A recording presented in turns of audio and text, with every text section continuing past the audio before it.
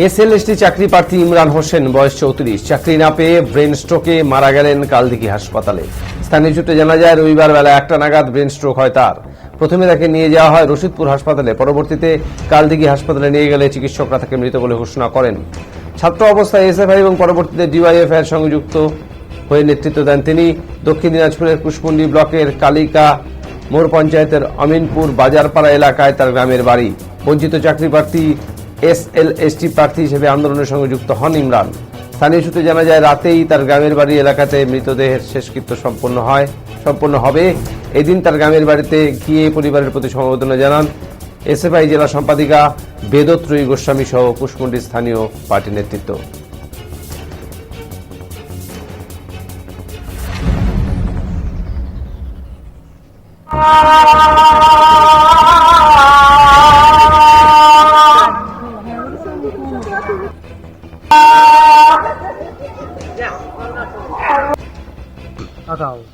কি ঘটনাটা কি হয়েছিল গতকাল? ঘটনাটা হয়েছিল কি ওই মোটামুটি বাজার ছেড়ে সেটা কি আজকেই? আজকে মোটামুটি 10টার দিকে 10টা সাড়ে 10টার দিকে ওর বাবা ও বিভিন্ন বাজার করে নিয়ে বাড়িতে আসলো। এসে বাড়িতে এসে খেতে বসছে, মুড়ি খেতে বসছে। মুড়ি খেতে খেতে ভালো এক নেলা দু নেলা যেমন খায় তখন মুখে মানে করে যায়, কোথাও বলতো ফতলার মতো হয়ে যায়। হতে হতে হতে হতে হয়ে গেল।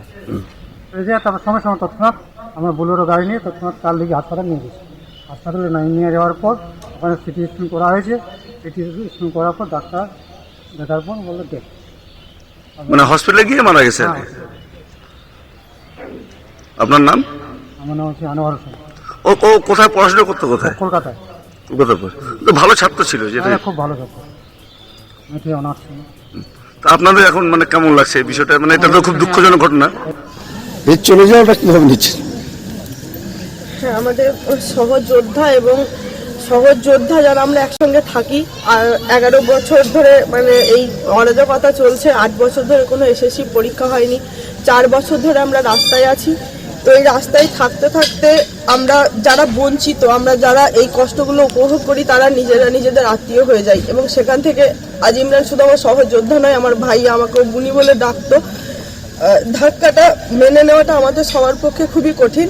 কিন্তু যেটা আমাদের তারিকদা বললেন যে এই ঘটনাটা শুধুমাত্র ইমরান হয়তো আমাদের সমস্ত বঞ্চিত ঘটনা আগে ঘটেছে